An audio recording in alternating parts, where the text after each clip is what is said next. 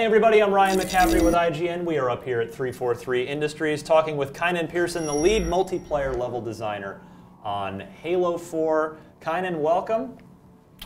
Thanks for having me. We are going to check out all 10 Halo 4 multiplayer maps, so be sure to click over to all of them on IGN. Which one are we going to take a look at right now? All right, so right now we're going to take a look at Exile. Exile is a large-scale vehicular map. It's cylindrical, it's a donut, effectively, with a lot of reinforceable areas on the outside, and then some structures that cut through the middle for some shortcuts and routes and base defense.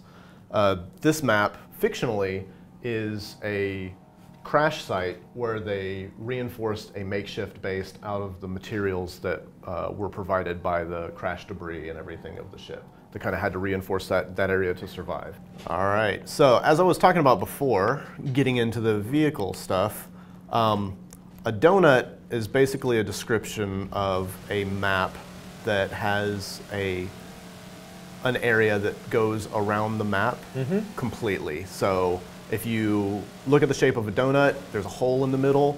This isn't really a hole, just in the description of the route. You're blocked off from the center in terms of your vehicle pathing. So you can just clean drive around the outer edge of the path, back and forth. It creates a nice loop. There's multiple routes that you take within the donut, but as you can see, I can make it from one end of the map to the other. I can turn around and go the other way, and there's just really nice vehicle combat areas. It makes vehicles fun to drive. You're not running into stuff constantly, but there's plenty of areas for ground units to kind of spring surprise attacks on the players. They're going around and do stuff. I see a lot of opportunity here to just load up a gunner in the Warthog and just start doing donuts around the donut to take out various enemies. Absolutely. So all maps, whenever you're going through the design process, you want to make sure, because it's easy to cut through the center of a map to get from point A to point B, you try and build maps outside in so that the outer edges of the map are still as usable as the center of the map. They're reinforceable. So if you're going around on the outer edge of the map, there's reason for you to do that. Right. You can still engage people. There's some power positions that you can hold within the different structures. So we've got some turrets out here. But as you can see, just any of these areas, like if somebody is over here and they're exposed out in the middle, it's actually, even though it takes a lot longer to make it around the map, it's a valid strategy to use the outer area of the map. That's one of the things that Halo maps have done really well. Yeah, you don't want to build a multiplayer map and then have people only use half or 2/3 of it, right? Absolutely. And if you make the areas on the outside of the map invalid, then people will just cut through the middle, and they'll always take the shortest route. So this is just showing that we've got quick access routes to get from outer edges into the center, so that even if you go around the outside and you're using cover and going for objective points, that there's still great reason to go outer in rather than having to worry about So there shortcuts. is a Banshee. We haven't seen too many of them by default in the multiplayer maps. You explained why in another of our map videos, but here we have one, and it's got all its same bag of tricks as it's always had, right? Absolutely. You can still do dodges, you can do your flips, and then you can reorient yourself. You have your standard weaponry. You've also got Banshee bombs, so you can deliver some devastating damage, and you can boost. So you can splatter ground units, you can get around the map fairly easily. And I trust it's still possible if the driver gets close enough and you've got a skilled enough player on foot to board a Banshee. Absolutely. So there are some certain choke points that the Banshee needs to kind of, you don't have to go through this, but people tend to. So we give lots of opportunities to board the Banshee. Plus, you can have a plasma pistol in your default loadout. So at any given time, just bring the it Banshee down. is going down, you can EMP it, run over, and take it.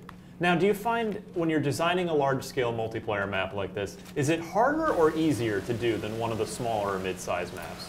A lot of times the larger maps, because they have to support vehicles and ground units, are more difficult in terms of their layouts, because you have to make it valid for players to do both things. Right. And when you're building path in terms of a vehicle route or whatever. You need to make it comfortable for the vehicle to turn around, do donuts, and engage people. But those areas still have to feel good at the scale of the player if they're on foot and trying to get away from vehicles. You don't want the map to feel empty. That's another one of the things where, because we have sprint by default, you're actually able to get around the map fairly easily. And just as Banshee defense right now, we have the Goshawk, so you can take the Banshee out fairly easily as long as you've got some good aim and you're not a sitting duck for the Banshee bomb. Now, on paper, how does this map start when you sit down with it? Does it start with the donut and you think, okay, big scale map, I want to ring around it so the vehicles can get around, and then build from there? How's the creative process on this? Yeah, so typically, and for this map specifically, the outer routes and the vehicle routes are set very early on. So you know what space the map takes up in terms of how long it takes a vehicle to make it around and what area feels good for just driving. And then it's kind of like spacing out things like the amount of time that it takes to run from one side to the other on foot to make sure that you're not fully exposed to long-range weapons, and that the lines of sight are appropriate, so that if I'm running around on foot, as you can see, I can defend myself from people shooting long range within certain areas so that I can make my way across the map into the center area.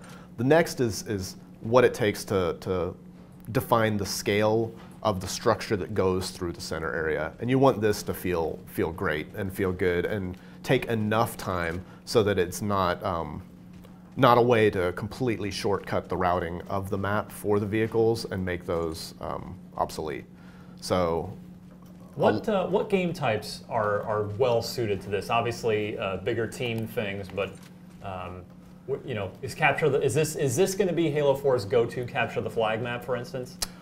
This is actually really good for capture the flag, and for a BTB map, it's great for objective types. Dominion's one that functions really well on here, but also Flood is really good on this map, even though it's a large-scale map. There's a lot of interesting things that you can do with Flood.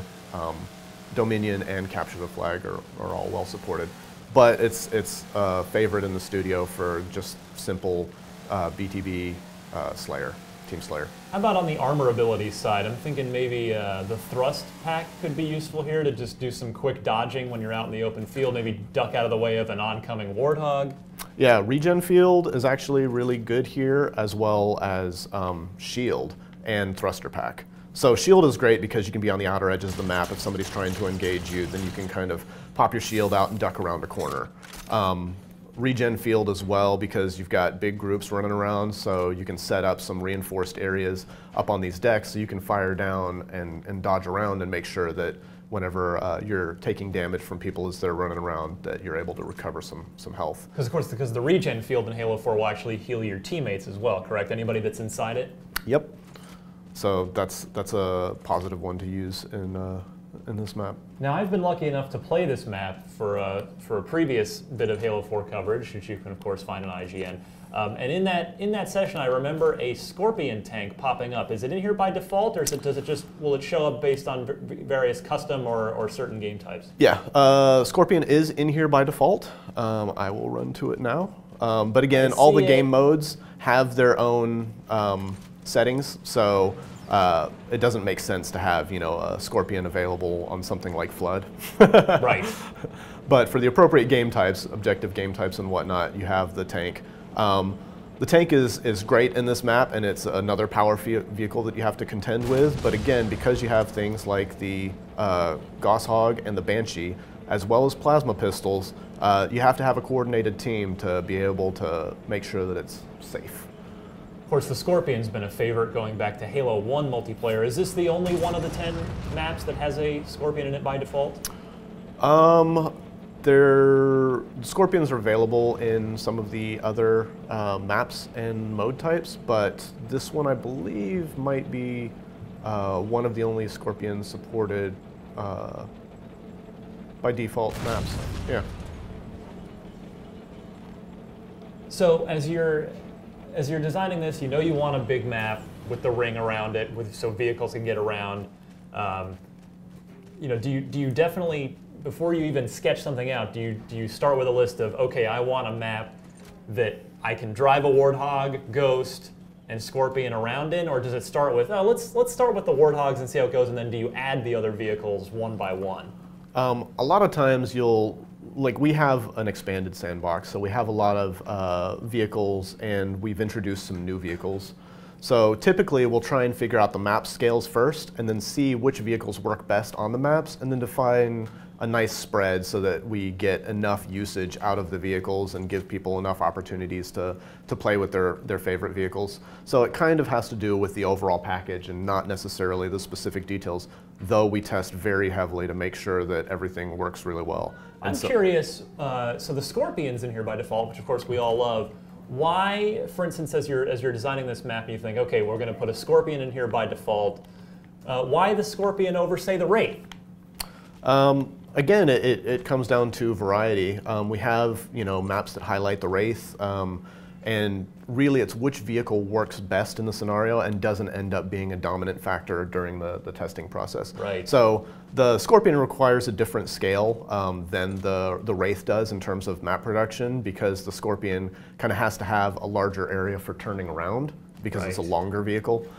So something like the Wraith, while it may totally function in this map and be positive, we might not use it by default just because we wanted to highlight the tank, or that the tank worked out really well for a certain mode. Has there been any significant change to this map from when you guys first built it and had it playable to what's in the box? Yeah, absolutely. One of the first iterations of the map had the crashed vehicle right in the center of the map, and it actually had a crashed Covenant ship, so that played a more significant part fictionally as well as layout. And just in terms of some of the structures and everything, they've evolved massively from the first iteration of the level. Well, I think that's all the excellent highlights from Exile. We're going to move on, take a look at some other maps. For all 10 map overviews for Halo 4, be sure to keep it locked right here to IGN.